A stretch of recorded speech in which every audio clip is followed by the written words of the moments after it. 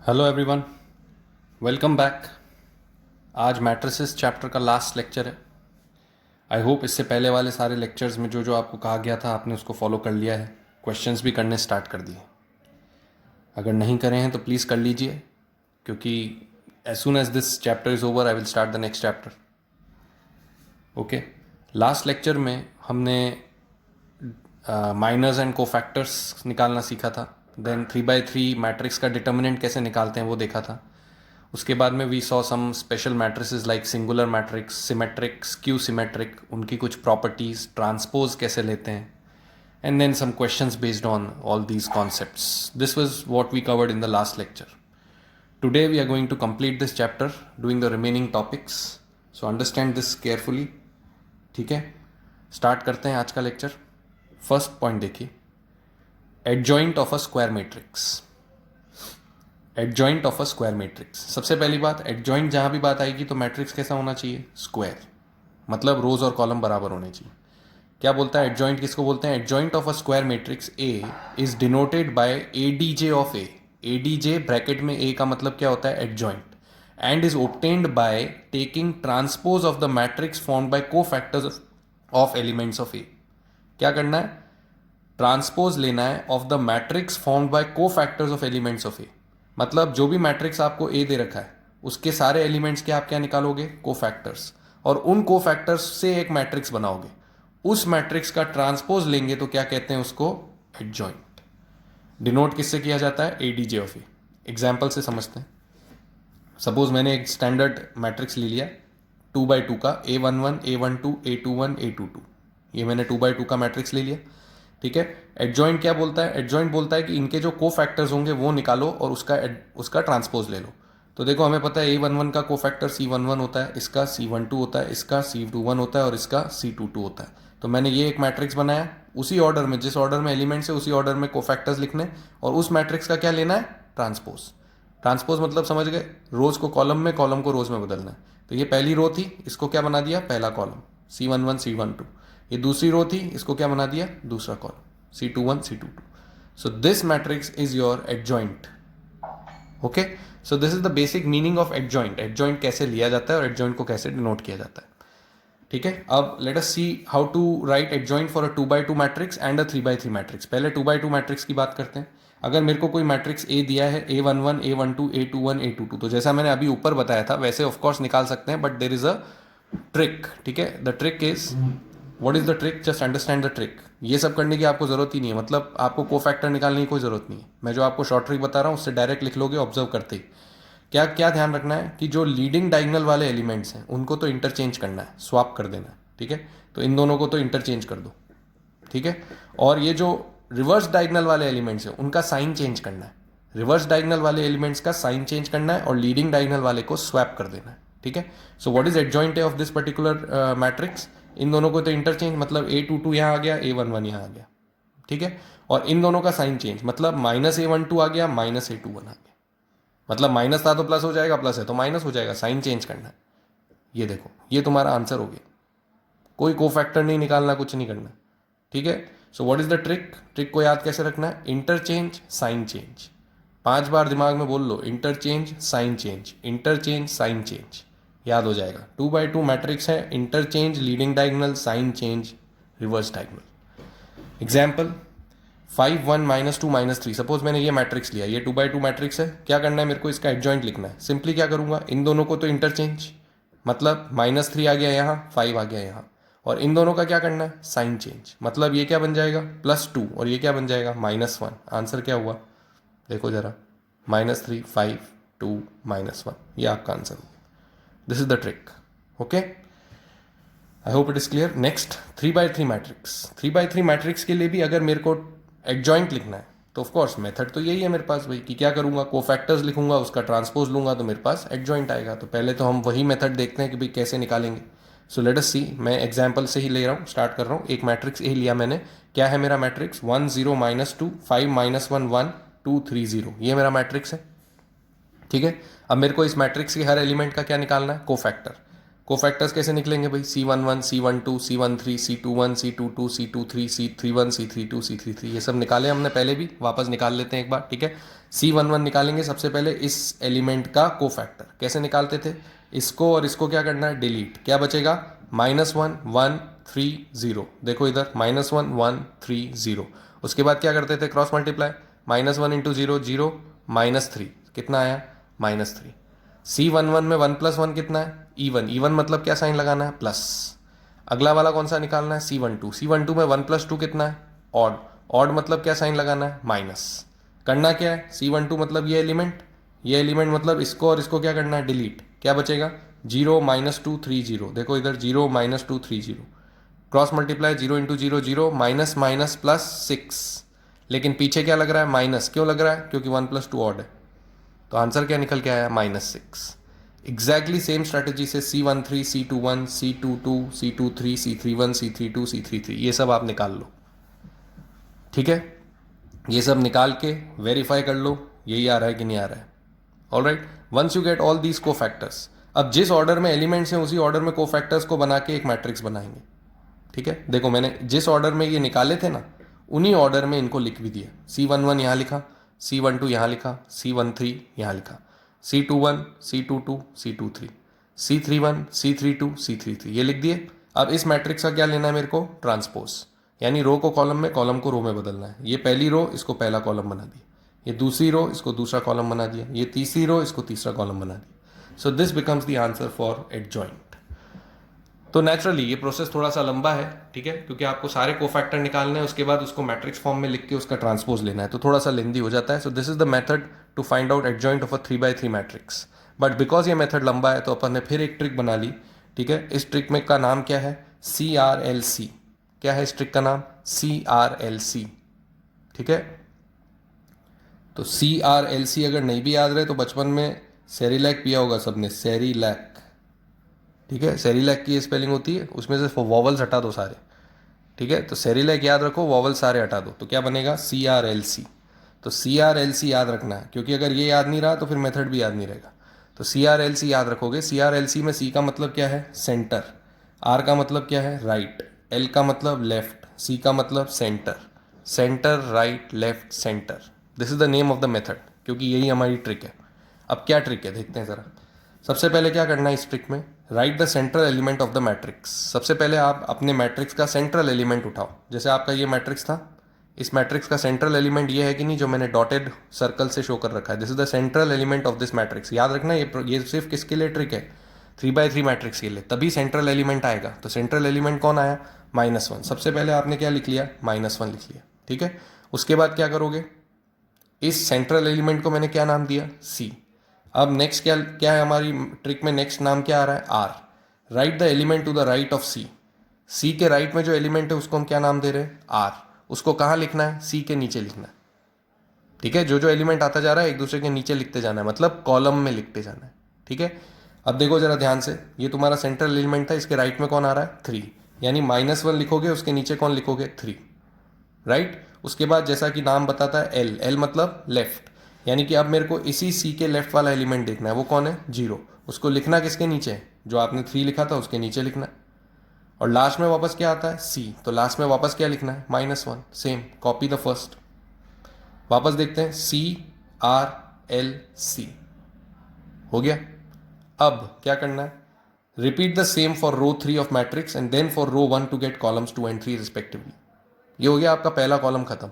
अब सेम काम आपको कौन सी रो के लिए करना है, मैट्रिक्स की थर्ड रो के लिए, क्योंकि ये कौन सी रो के लिए हुआ, सेकंड रो के लिए। अब कौन सी रो उठानी है, थर्ड, फिर कौन सी उठानी है, फर्स्ट। पहले सेकंड, फिर थर्ड, फिर फर्स्ट। सेकंड तो ऑब्वियस है क्योंकि सेंट्रल एलिमेंट ले रहे हैं, उसके बाद थर्ड लेनी, फिर फर्स्ट लेनी, ठीक है। और काम सेम करना है, CRLC। तो जरा देखो, अब सेकंड रो, जो थर्ड रो है तुम्हारी, उसमें सेंट्रल एलिमेंट कौन है, 1। तो तुमने यहाँ क्या लिखना है, सबसे पहले 1। उसके बाद उसके राइट में कौन आ रहा है, 0, यहाँ क्या लिखा, 0। उसके लेफ्ट में कौन आ रहा है, -2, तो यहाँ क्या लिखा, -2।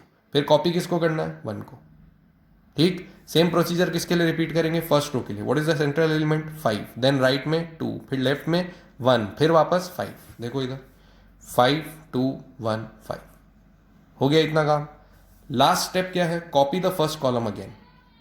अब क्या करना है, जो आपका फर्स्ट कॉलम था, 3 कॉलम बन चुके हैं, ठीक है, फर्स्ट कॉलम को वापस से कॉपी कर लो एज इट इज, ये पूरा का पूरा कॉलम यहाँ पे कॉपी कर लो, यानी कुल मिला के कितने कॉलम हो गए, 4 कॉलम, ठीक है। तो 4 कॉलम बना लिए। 4 कॉलम बनाने के बाद नाउ फाइनली आंसर कैसे लिखना है, now make 2 by 2 determinants as shown and evaluate each and write in order to get adjoint A. अब क्या करना है, अब मैंने देखो यहाँ पे कुछ डॉटेड बॉक्सेस बना रखे हैं, मेरे को 2 by 2 डिटर्मिनेंट्स क्रिएट करने हैं, जितने भी कर सकूँ। तो देखो फर्स्ट ये 2 by 2 डिटर्मिनेंट क्रिएट हो गया। 2 by 2 मतलब कितने एलिमेंट्स उठाने, 4 एडजेसेंट एलिमेंट्स उठाने। तो ये 4 एडजेसेंट एलिमेंट्स उठा के पहला 2 by 2 डिटर्मिनेंट क्रिएट हुआ। फिर ये 4 एडजेसेंट उठाऊंगा तो दूसरा 2 by 2 क्रिएट हुआ। ये 4 उठाऊंगा तो तीसरा 2 by 2। फिर ये 4 उठाऊंगा, फिर ये 4, फिर ये 4, फिर ये 4, फिर ये 4, फिर ये 4। कुल मिला के कितने 2 by 2 डिटर्मिनेंट्स हो गए, 9, ठीक है। तो मेरे को 9 2 by 2 डिटर्मिनेंट्स यहां से क्रिएट करने हैं, और डिटर्मिनेंट की वैल्यू कैसे निकालते हैं वो आपको पता है, क्रॉस मल्टीप्लीकेशन करना है, ठीक है। और जिस ऑर्डर में वैल्यू निकाल रहे हो उसी ऑर्डर में लिखते जाओ, राइट। तो देखो जरा, -1 इंटू 0 0, 1 इंटू 3 3, 0 -3 -3। पहला एलिमेंट देखो जरा क्या लिखा मैंने, -3, ठीक है। नेक्स्ट आ जाओ, 1 इंटू 2 2, 5 इंटू 0 0, 2 - 0 2। नेक्स्ट एलिमेंट देखो क्या लिखा है, 2। ऐसे चल रहा हूँ तो यहाँ भी ऐसे ही लिखना है, ऐसे चलूंगा तो यहाँ भी ऐसे ही लिखूंगा।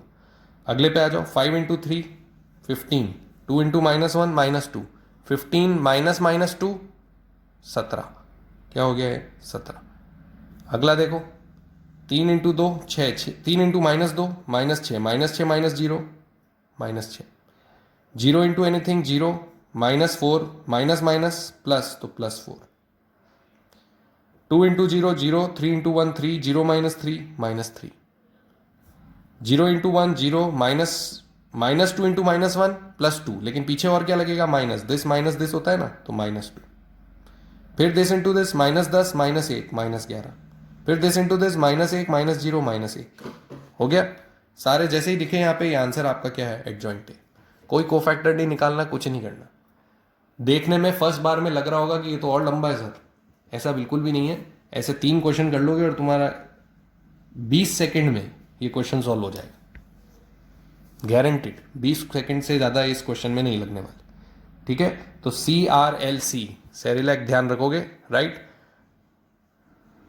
I am just repeating the method. CRLC, सबसे पहले सेंट्रल एलिमेंट लेंगे हमारे मैट्रिक्स का, उसके राइट और लेफ्ट वाले लिखेंगे, फिर सेम एलिमेंट कॉपी करेंगे। First column complete. Second column किससे बनेगा, थर्ड रो से, सेम मेथड लगाना है। फिर थर्ड कॉलम किससे बनेगा, फर्स्ट रो से, सेम मेथड लगाना है। फिर फर्स्ट कॉलम को कॉपी कर देना है। उसके बाद क्या करना है, 4 के डिटर्मिनेंट्स बनाने, 4 एलिमेंट्स के, 4 एडजेसेंट एलिमेंट्स के डिटर्मिनेंट्स बनाने, जितने भी बना सको। तो कितने बना सकते हो, 9 बना सकते हो। वो 9 डिटर्मिनेंट्स को कैलकुलेट करेंगे क्रॉस मल्टीप्लिकेशन से, और यहाँ लिख देंगे, जिस ऑर्डर में कैलकुलेट करें उसी ऑर्डर में लिख देंगे। तो जो मैट्रिक्स बनेगा वो क्या कहलाएगा, adjoint A. This is our trick for 3 by 3 matrix, ठीक है। सो एक मैंने ट्रिक आपको बताई 2 by 2 मैट्रिक्स के लिए, जिसमें सीधा इंटरचेंज साइन चेंज। एक मैंने मेथड ट्रिक बताई आपको 3 by 3 के लिए, विच इज सेरिलैक। जैसे ही ये 2 ट्रिक्स आ गई, that means you are done with adjoint of a matrix. Now let us see some properties related to adjoint, okay. So first property is, again the properties are not very important, लेकिन जैसा मैंने कहा था direct property exam में पूछी जा सकती है, तो खाली याद रख लेना। First property, adjoint of A B. अगर 2 मैट्रिसेस के प्रोडक्ट का एडजॉइंट निकालूं तो कितना आता है, adjoint B into adjoint A. जैसा हमने ट्रांसपोज में देखा था कि जब भी प्रोडक्ट होगा तो हमेशा रिवर्स ऑर्डर में ऑपरेट होगा, यानी पहले बाहर वाला ऑपरेट होगा फिर अंदर वाला ऑपरेट होगा। तो adjoint B into adjoint A होगा, adjoint A into adjoint B नहीं होगा, adjoint B into adjoint A होगा, ठीक है। बाहर वाला पहले ऑपरेट होगा। फिर एडजॉइंट ऑफ ए ट्रांसपोज लो या एडजॉइंट ए का होल ट्रांसपोज लो, एक ही बात है। यानी ट्रांसपोज पहले लो या बाद में लो, कोई फर्क नहीं पड़ता एडजॉइंट में, ठीक। तो ये 2 प्रॉपर्टीज एडजॉइंट के लिए ध्यान रखना, बाकी जरूरी नहीं है। फिर एक और ट्रिक मैं बता रहा हूं जो कि डायगोनल मैट्रिक्स के लिए। क्या है, अगर आपको कोई भी डायगोनल मैट्रिक्स दे रखा है ABC, और आपसे पूछे कि भाई इसका एडजॉइंट क्या होगा, तो आपको सीधा क्या करना है, वापस एक डायगोनल मैट्रिक्स लिखना है। पहला एलिमेंट लिखने के लिए A को काट दो, B और C का प्रोडक्ट ले लो, ठीक है। मतलब जो एलिमेंट लिख रहे हो उसको काट के बाकी 2 का प्रोडक्ट लिखना है। तो पहले में देखो क्या आया, BC। दूसरा लिखना है तो B को काट दो, A और C का प्रोडक्ट ले लो, AC। तीसरा लिखना है C को काट दो, A और B का प्रोडक्ट ले लो, AB। वापस अगर हमारे पास कोई डायगोनल मैट्रिक्स है उसका हमें एडजॉइंट लिखना है। डायगोनल मैट्रिक्स है मतलब 3 एलिमेंट लिखे हैं, मतलब कौन से ऑर्डर का डायगोनल मैट्रिक्स है? 3 by 3। अब 3 by 3 के लिए या तो हम CRLC लगाएं पूरा या कोफैक्टर निकालें, तो ये दोनों ही काम अवॉइड कर सकते हैं अगर मेरे पास कैसा मैट्रिक्स है? Diagonal matrix. मेरे पास फिर एक ट्रिक है, क्या है? मेरे को सीधा क्या करना है, एक और डायगोनल मैट्रिक्स लिखना है जिसमें पहला एलिमेंट लिखने के लिए पहले को काट दो, इसको काट दो, बाकी दो का प्रोडक्ट ले लो, BC आ गया। दूसरा लिखना है, दूसरे को काट दो, बाकी दो का प्रोडक्ट ले लो, AC आ गया। तीसरा लिखना है, तीसरे को काट दो, बाकी दो का प्रोडक्ट ले लो, AB आ गया। That is all. This diagonal matrix is your adjoint directly. ठीक।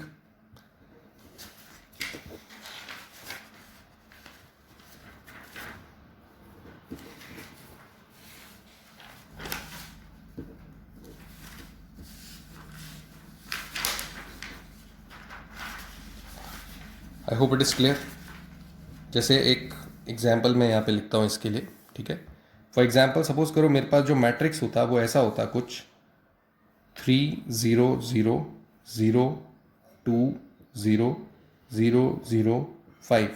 सपोज ये मैट्रिक्स है मेरा, ये मैट्रिक्स A, और मैंने आपसे पूछा भाई एडजॉइंट A निकालो। तो एक स्टूडेंट तो ऐसा है जो पूरे कोफैक्टर निकाल के सॉल्व कर लेगा, एक ऐसा है जो CRLC से सॉल्व कर लेगा, और एक स्टूडेंट ऐसा है जो बोलेगा भाई कि डायगोनल मैट्रिक्स है तो मैं तो ये प्रॉपर्टी लगा दूँ सीधा। ठीक है, तो अब देखो प्रॉपर्टी लगाई मतलब मेरे को पहले ही पता है कि इसका आंसर एक और डायगोनल मैट्रिक्स होगा, और डायगोनल मैट्रिक्स में मेरे को पता है डायगोनल को छोड़ के बाकी सब 0 होता है कि नहीं होता है? ठीक है, तो सिर्फ डायगोनल एलिमेंट भरने। अब डायगोनल एलिमेंट भरने के लिए मेरे को पता है कि पहला एलिमेंट जब लिखना है तो इस पहले को तो हटा दो, बाकी दो का प्रोडक्ट ले लो, 5 × 2 10। दूसरा लिखना है तो दूसरे को हटा दो, बाकी दो का प्रोडक्ट ले लो, 5 × 3 15। तीसरा लिखना है, तीसरे को हटा दो, बाकी दो का प्रोडक्ट ले लो, 3 × 2 6। ये आंसर हो गया आपका 10 15 6 diagonal matrix. So this is the trick I was talking about. So this is adjoint A of a 3 by 3 diagonal matrix. Clear? Okay. Let us move ahead.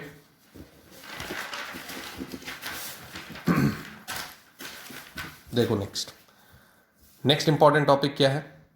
Inverse of a square matrix. भाई बहुत से लोगों के मन में एक सवाल आ रहा होगा कि भाई एडजॉइंट निकालना क्यों है? तो एडजॉइंट निकालना क्यों है? इनवर्स निकालने के लिए।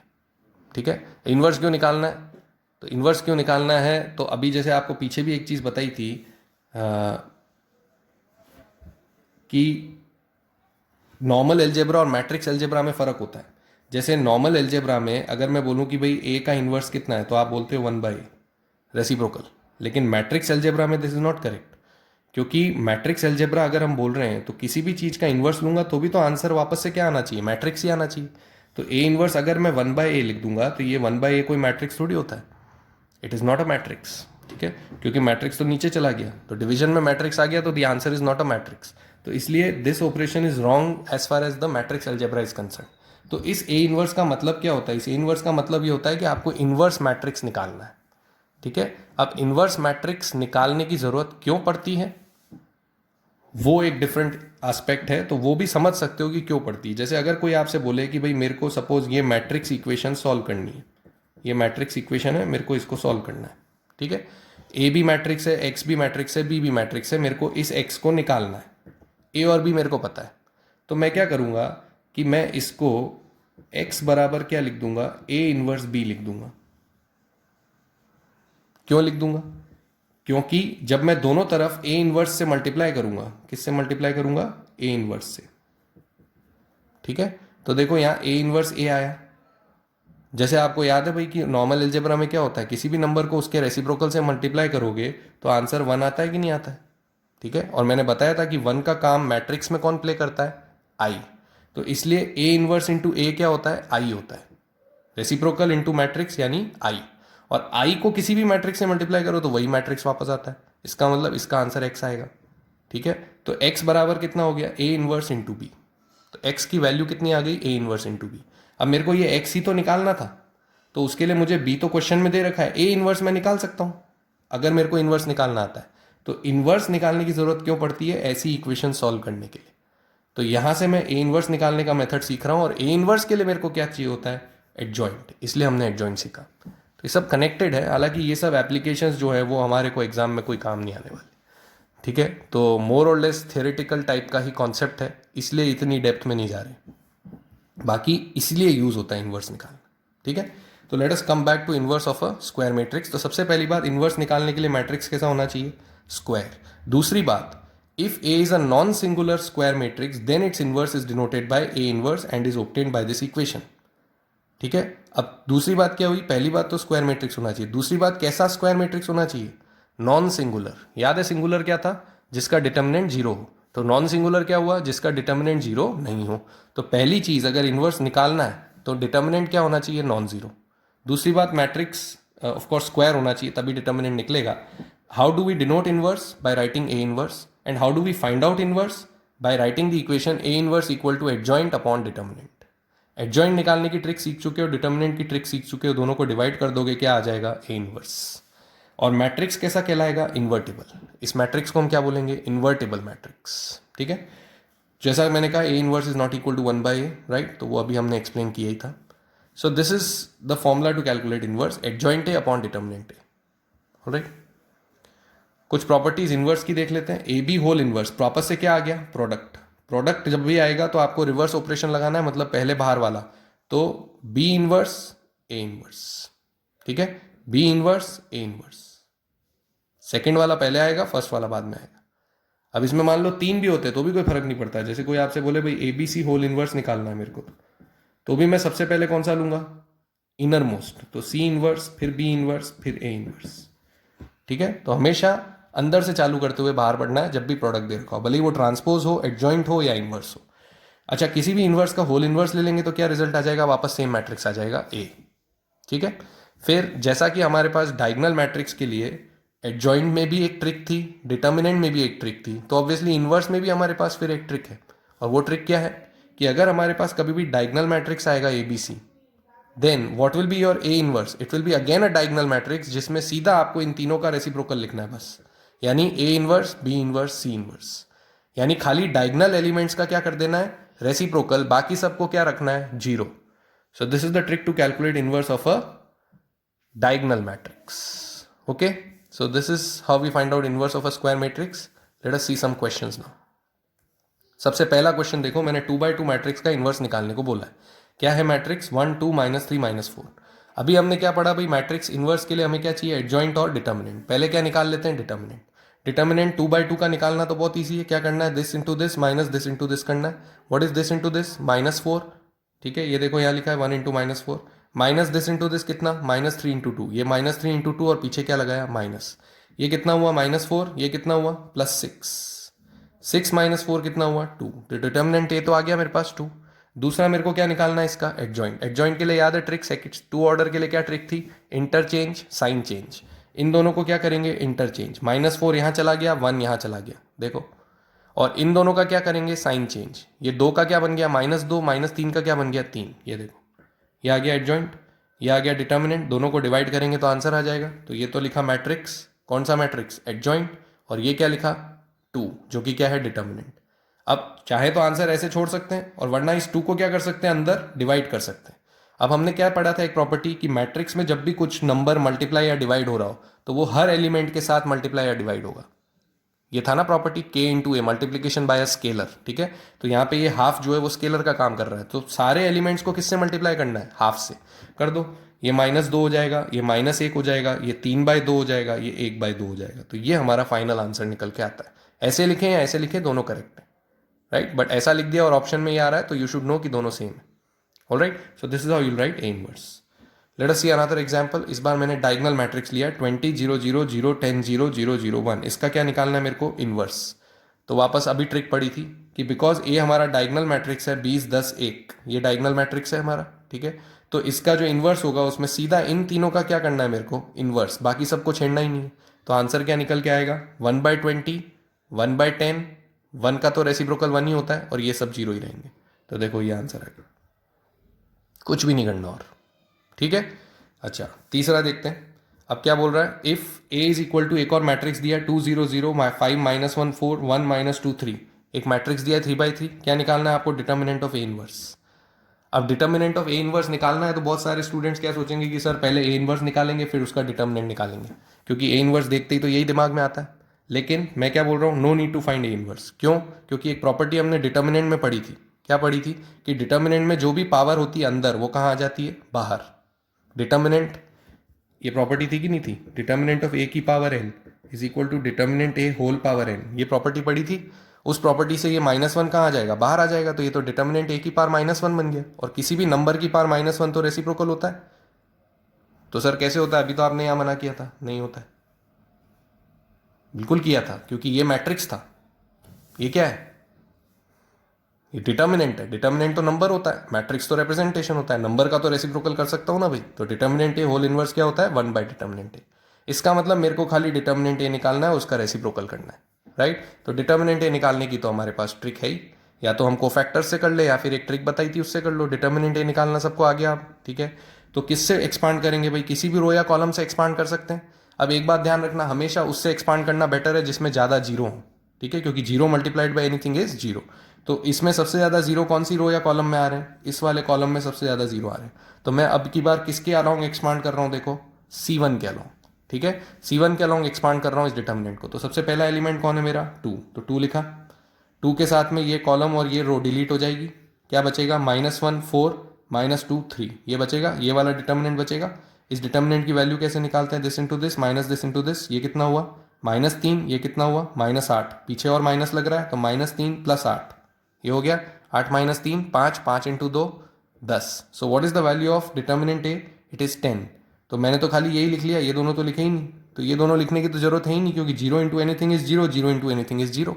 तभी तो हमने इस कॉलम से एक्सपांड करा, ठीक है कि नहीं भाई। पहला एलिमेंट तो ब्लॉक कर दिया, this into this minus this into this. अगला एलिमेंट क्या आएगा, दिस, फिर इसको ब्लॉक करेंगे, ये और ये करेंगे। पर करने की जरूरत ही नहीं, क्योंकि बाहर तो जीरो है, और जीरो से मल्टीप्लाई कुछ भी करूंगा तो जीरो आएगा, जीरो से मल्टीप्लाई कुछ भी करूंगा तो जीरो आएगा। तो ये दोनों लिखने की जरूरत ही नहीं।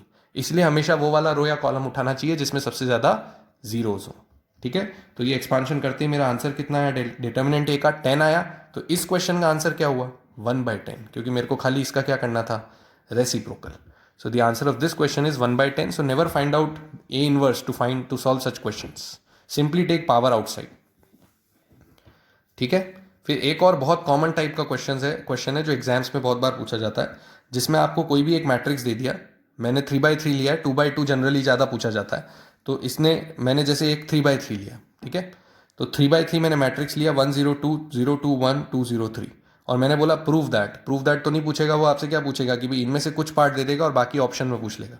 जैसे उसने पूछ लिया a³ - 6a² + 7a is equal to, अब ऑप्शन में दे देगा 2i - 2i 0 etcetera whatever. Okay, so अपन अभी प्रूव दैट कर रहे हैं कि a³ - 6a² + 7a + 2i equal to 0। आई मतलब क्या है, आइडेंटिटी मैट्रिक्स। 0 मतलब क्या है, नल मैट्रिक्स, ठीक है, क्योंकि ये मैट्रिक्स इक्वेशन है, नॉर्मल एल्जेब्रिक इक्वेशन नहीं है। चलो अब ये प्रूव करना है या इसमें ऑप्शंस चेक करने हैं। तो एक तो जो कन्वेंशनल तरीका होता है वो क्या होता है कि आपको a³ निकालना सीख ही लिया भाई हमने, कि ये कोई मैट्रिक्स है, इसकी तीसरी पावर कैसे निकालते हैं। तो हमने सीखा था भाई a³ बराबर क्या लिख लेते हैं, a² मल्टीप्लाइड बाय a। और a² कैसे निकालते थे, उसके लिए a × a लिख लेंगे। तो पहले हम इस मैट्रिक्स को इसी से मल्टीप्लाई कर देंगे तो a² आ जाएगा, ठीक है। a हमारे पास ऑलरेडी है, i हमें पता ही है, आइडेंटिटी मैट्रिक्स क्या होता है, 1 0 0 0 1 0 0 0 1। अब बचा a³, तो a³ से पहले a² निकाला, a² से फिर क्या निकाल लिया, a³, तो ये निकाल दिया। ये सब उठा के यहाँ रख दिए तो प्रूफ हो जाएगा, ठीक है। पर ये तो लंबा प्रोसेस है, a² निकालना, a³ निकालना, वो भी 3/3 के लिए, it will take a lot of time. तो इसके लिए मैंने फिर एक शॉर्ट ट्रिक निकाल दी। वो क्या शॉर्ट ट्रिक है, उसको ध्यान से समझो। कोई भी क्वेश्चन ऐसा पूछ रहा है जिसमें पावर्स आ रही है मैट्रिक्स की, ठीक है, हमेशा ये ट्रिक वर्क करेगी। क्या करोगे तुम, you will solve determinant of a - λi equal to 0। Lambda क्या है यहाँ पे, scalar. Lambda is any scalar, okay. Lambda लो, के लो, ए लो, बी लो, जो मर्जी ले लो, मैंने नाम क्या यूज किया है, लैम्डा। a - λi का डिटर्मिनेंट किसके बराबर होना चाहिए, 0 के, हमेशा, ठीक है। a मतलब जो मैट्रिक्स दे रखा है, i मतलब आइडेंटिटी मैट्रिक्स, राइट। तो इस मैट्रिक्स के लिए भी ये ट्रू होना चाहिए। So let us apply this. अब देखो ध्यान से, a माइनस क्या करना है, λi, इधर लिख रहा हूँ, समझना। a मैट्रिक्स कितना है, 1 0 2 0 2 0 2 1 3, ये a मैट्रिक्स है। इसमें से माइनस क्या करना है मेरे को, λi। λi का मतलब क्या हुआ, i जो मैट्रिक्स है उसको लैम्डा से मल्टीप्लाई करना है। जब हम किसी स्केलर को मल्टीप्लाई करते हैं तो हर एलिमेंट उससे मल्टीप्लाई होता है, यानी i जो मैट्रिक्स है उसका हर एलिमेंट लैम्डा से मल्टीप्लाई होगा। तो कितना आएगा, λ 0 0 0 λ 0 0 0 लैम्डा, ये आएगा कि नहीं आएगा। अब मेरे को इन दोनों मैट्रिक्स को क्या करना है, सब्ट्रैक्ट करना है। मैट्रिसेस की बात हो रही है, अभी तक डिटर्मिनेंट पे तो आए नहीं हम, ठीक है। अब इन दोनों को सब्ट्रैक्ट करना है। अब देखो मैट्रिक्स कैसे सब्ट्रैक्ट होते थे, एलिमेंट वाइज होते थे, ठीक है। तो 1 में से क्या माइनस होगा, लैम्डा, ये देखो 1 माइनस लैम्डा। 0 में से 0 0, 2 में से 0 2, ठीक है। 0 में से 0 0, 2 में से लैम्डा 2 माइनस लैम्डा, 1 में से 0 1, 2 में से 0 2, 0 में से 0 0, 3 में से lambda 3 minus lambda. So we get this matrix और नॉट। लेकिन इस मैट्रिक्स का मेरे को अब क्या लेना है, डिटर्मिनेंट। तो अब मैंने स्क्वायर ब्रैकेट हटा के क्या लगा दिया, डिटर्मिनेंट लगा दिया, और बराबर क्या रखना है, 0 के। तो इसको लिखने के लिए इतना सब करने की जरूरत नहीं है, आप सीधा लिख सकते हो। तुम्हें सिर्फ क्या करना है, जो डायगनल एलिमेंट्स हैं उनमें माइनस लैम्डा लिखना है बस। जो ओरिजिनल मैट्रिक्स है उसका डायगनल एलिमेंट में माइनस लैम्डा लिखना है, बाकी सब एज इट इज है। कैसे आया वो समझा दिया, लेकिन डायरेक्ट लिख सकते हो। खाली डायगनल एलिमेंट में माइनस लैम्डा लिखना, बाकी सबको एज इट इज लिख लेना। अब ये डिटर्मिनेंट आ गया, अब इस डिटर्मिनेंट को खोल दो, बस आंसर आ जाएगा। खोल दो। खोलते कैसे हैं, किसी भी रो या कॉलम से एक्सपांड करते हैं। तो मैं जैसे एक्सपांड कर रहा हूँ रो 1 से, ठीक है। तो रो 1 से अगर मैं एक्सपांड करूंगा तो 1 माइनस लैम्डा ब्लॉक करा, ठीक है। इसको और इसको डिलीट करा, कितना आएगा, this into this minus this into this आएगा। दिस इंटू दिस कितना हुआ, 2 minus lambda into 3 minus lambda. 1 into 0 कितना हुआ, 0। ये खत्म। अब अगला एलिमेंट क्या है, 0। 0 इंटू एनीथिंग 0, तो ये लेने की जरूरत ही नहीं है। अब अगला एलिमेंट क्या है, 2। 2 मतलब यहाँ 2 ब्लॉक करा, ये डिलीट ये डिलीट, ये बचा दिस इंटू दिस कितना, 0 माइनस दिस इंटू दिस। देखो 0 माइनस 2 इंटू 2 माइनस लैम्डा बराबर 0। डिटर्मिनेंट जैसे खोलते हैं, खोल दिया। अब इसको मल्टीप्लाई करो, तो 1 माइनस लैम्डा मल्टीप्लाइड बाई इन दोनों को मल्टीप्लाई किया, 6 plus lambda square minus 5 lambda, ये तो 0 है। 2, अब इधर देखो ये तो 0 हो गया, इसको तो हटा दो। ये माइनस 2 इंटू 2 कितना, minus 4, minus 4 into 2 minus 8, minus 2 into minus lambda plus 2 lambda into 2 plus 4 lambda बराबर कितना, 0। अब इन दोनों को भी मल्टीप्लाई कर लेते हैं, ठीक है। कितना आ गया, मल्टीप्लाई करो, देखो पूरा 6 minus 6 lambda plus lambda square minus lambda cube plus minus 5 lambda plus 5 lambda square minus 8 plus 4 lambda is 0। And finally we get an equation of this form. सारे टर्म्स को एक तरफ शिफ्ट करके फाइनल इक्वेशन ये आई। लेकिन वो final equation तो किस में आई, लैम्डा में। आंसर किस में मांगा है भाई, ए में, ठीक है। लास्ट स्टेप क्या होती है, replace lambda by A and constant multiplied by I. अब इस ये तो इक्वेशन किस में हुई, ये तो एल्जेब्राइक इक्वेशन हुई, मेरे को किस में बदलना है, मैट्रिक्स इक्वेशन में। तो इसमें लैम्डा की जगह मेरे को क्या रखना है, ए, जो हमारा ओरिजिनल मैट्रिक्स था। और लैम्डा की जगह जब ए रखूंगा तो ये 2 तो अकेला रह जाएगा। लेकिन 2 तो कोई मैट्रिक्स नहीं होता, 2 इज अ कांस्टेंट। मैट्रिक्स, कोई भी कांस्टेंट को मैट्रिक्स में बदलने के लिए उसको किससे मल्टीप्लाई करना होता है, आई से, ठीक है। उसको किससे मल्टीप्लाई करना पड़ेगा, आई से, तब जाके वो मैट्रिक्स में कन्वर्ट होगा। 2 नहीं छोड़ सकते, because 2 is not a matrix, 2i is a matrix. समझ में आ गई। तो क्या करना है, लैम्डा की जगह ए रखो, 2 को 2i लिखो, क्या आ गया देखो, A cube minus 6a square plus 7a plus 2i बराबर 0। यही प्रूव करना था कि नहीं, जरा ध्यान से देखो। क्या मैं इसको लेके क्वेश्चन स्टार्ट किया था, नहीं, लेकिन आया तो वही, और हमेशा वही आएगा। ऐसा नहीं कि सर इस क्वेश्चन में आ रहा है, हमेशा वही आएगा। और ये 2/2 के लिए भी ट्रू है, 3/3 के लिए भी ट्रू है। तो ये सबसे इजी तरीका है इस तरीके के क्वेश्चन को सॉल्व करने का, बजाय इसके कि मैं पावर्स निकालने बैठ जाऊं। ठीक है, एक बार वापस रिपीट कर रहा हूं, क्या करना होता है, डिटर्मिनेंट निकालना है ए माइनस लैम्डा आई का और उसको 0 रखना है। और ए माइनस लैम्डा आई निकालने के लिए सिंपली जो ए है उसमें लीडिंग डायगोनल के एलिमेंट्स में माइनस लैम्डा करना है, बाकी सबको सेम रखना है। डिटर्मिनेंट को सॉल्व करना है और लास्ट में लैम्डा की जगह ए रखना है और कांस्टेंट को आई से मल्टीप्लाई करना है। That will be your answer. अब मान लो मेरे से पूछता है भाई कि इसकी वैल्यू कितनी है, तो मैं बोल देता -2i है। -2 नहीं बोलता, -2i बोलता, क्योंकि ये matrix equation. Okay, so these are some standard question which are asked from inverse of a matrix. Okay, so now the last topic in this chapter is solution of a system of linear equations using Cramer's rule. ठीक है, so how do we solve a system of linear equations using Cramer's rule? Cramer's rule, ठीक है। तो कोई, अब देखो इसमें जो एप्लीकेशन है solution of system of linear equations, वो तो हम ऑलरेडी सीख चुके हैं कि भाई दो वेरिएबल इक्वेशन कैसे सॉल्व करते हैं, 3 वेरिएबल कैसे सॉल्व करते हैं, 1 वेरिएबल कैसे सॉल्व करते हैं, वो हम पहले ही सीख चुके हैं। तो वो अब अलग से नहीं सीखेंगे, लेकिन क्रैमर्स रूल से इसको सॉल्व किया जाता है। तो हमें वो तो सीखना नहीं कि भाई कैसे किया जाता है, लेकिन हम ये सीखेंगे कि इसमें क्या टर्म्स यूज होते हैं, क्योंकि वो टर्म्स डायरेक्ट क्वेश्चन में पूछ सकता है। ठीक है, तो सपोज मैंने system of linear equations 3 variables का ऐसा लिखा, a1x b1y c1z d1, a2x b2y c2z d2, a3x b3y c3z d3। ये सपोज मेरे पास 3 इक्वेशन 3 वेरिएबल हैं, तो हम नॉर्मली इसको सॉल्व कर सकते हैं ना भाई, जैसे करते थे पहले अपन, वैसे कर लेंगे। ठीक है, लेकिन हम क्रैमर्स रूल से क्या करते हैं, वी डिफाइन सर्टन डिटर्मिनेंट्स। सबसे पहला डिटर्मिनेंट क्या बनाते हैं हम, डेल्टा। वो किससे बनता है, एक्स वाई जेड के कोएफिशिएंट से। ये किससे बनेगा, coefficients of x y z. देखो ध्यान से, एक्स का कोएफिशिएंट क्या है, a1 a2 a3, ये पहली कॉलम। y का कोएफिशिएंट b1 b2 b3 दूसरी कॉलम। z का कोएफिशिएंट c1 c2 c3 तीसरी कॉलम। ये एक डिटर्मिनेंट क्या कहलाता है, डेल्टा। फिर तीन और डिटर्मिनेंट्स बनाते हैं हम, delta x, delta y, delta z। Delta x बनाने के लिए क्या करना है, नीचे क्या लिखा हुआ है, x, यानी जो x का कॉलम है, ये वाला कॉलम, उसको किससे रिप्लेस कर देना है, RHS से। जो नीचे लिखा हुआ है उसका कॉलम RHS से रिप्लेस कर देना है, बाकी सब सेम रखना है जो डेल्टा में लिखा था। तो देखो मैंने क्या किया, खाली x वाला जो कॉलम था वो d1 d2 d3 से रिप्लेस कर दिया, बाकी सेम। तो डेल्टा y में क्या करूंगा भाई, y वाला कॉलम d1 d2 d3 से रिप्लेस कर दूंगा, और z में क्या करूंगा, z वाला कॉलम d1 d2 d3 से रिप्लेस कर दूंगा, बाकी सब सेम रखूंगा। So this is what we do in Cramer's rule, we define 4 determinants. हालांकि आप क्वेश्चन में ये भी मेथड यूज कर सकते हो, जो पहले सीखा उसको छोड़ के ये मेथड भी लगा सकते हो। तो आपको क्या करना है, हमेशा 4 डिटर्मिनेंट्स बनाने हैं।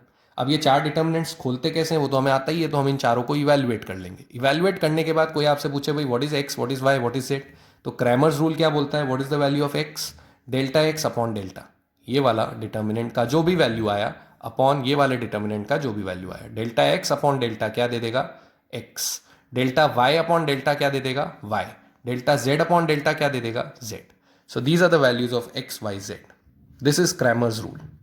ठीक है, अब इसमें हमें जो समझना है वो यही समझना है कि delta, delta x, delta Y, delta z क्या होते हैं। तो पहली बात तो वो समझ लो। ठीक है, अब कंडीशंस क्या होती हैं कि इस सिस्टम ऑफ इक्वेशंस का सोल्यूशन कब आएगा कब नहीं आएगा, ये सब बातें देखनी है। तो 2 केसेस हैं जो अपने को ध्यान रखने। पहला case is if delta is not zero, जो पहला डिटर्मिनेंट आपने कैलकुलेट किया अगर वो जीरो नहीं है, तो देखो ये डिनोमिनेटर सारे जीरो नहीं है, और डिनोमिनेटर जब जीरो नहीं है तो ऊपर कुछ भी रख लो हमेशा आंसर फाइनाइट आएगा। इसलिए हम इस सिस्टम ऑफ इक्वेशंस को क्या बोलते हैं, कंसिस्टेंट। कंसिस्टेंट मतलब जिसका कोई ना कोई सोल्यूशन हो, और इस केस में कैसा सोल्यूशन आएगा, यूनिक सोल्यूशन आएगा। और वो क्या होगा, वो ये होगा जो मैंने ए में लिखा हुआ है, ए मतलब ये इक्वेशन। तो ये तो हो गया solution.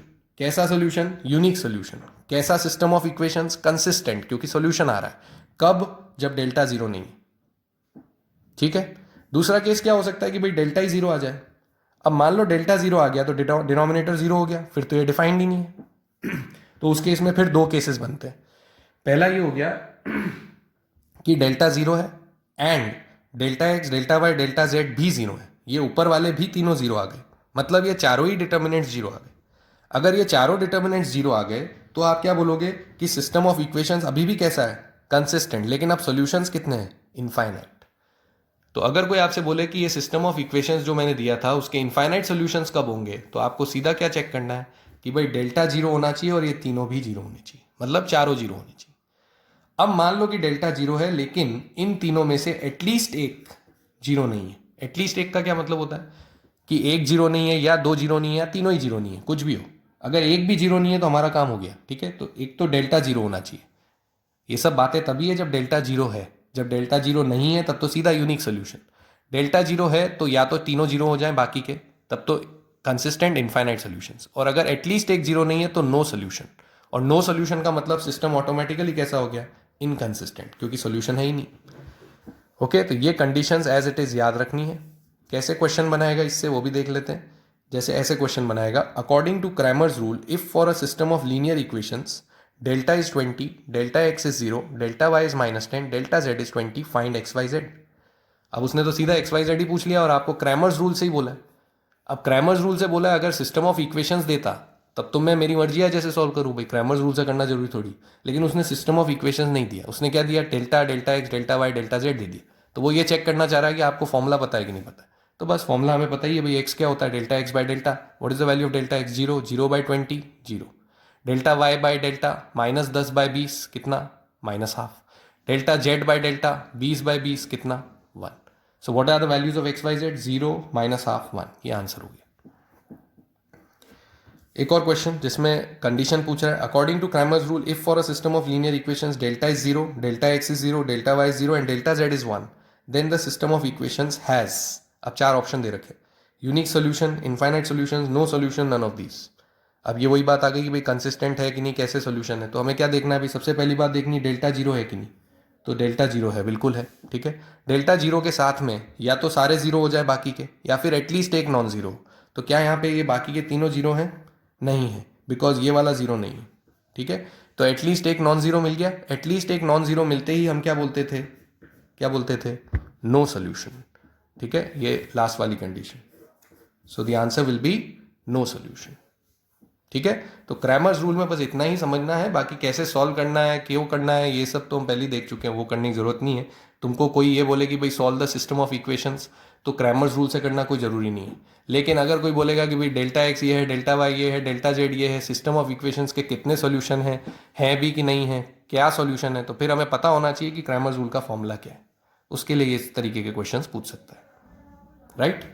So that completes this chapter matrices.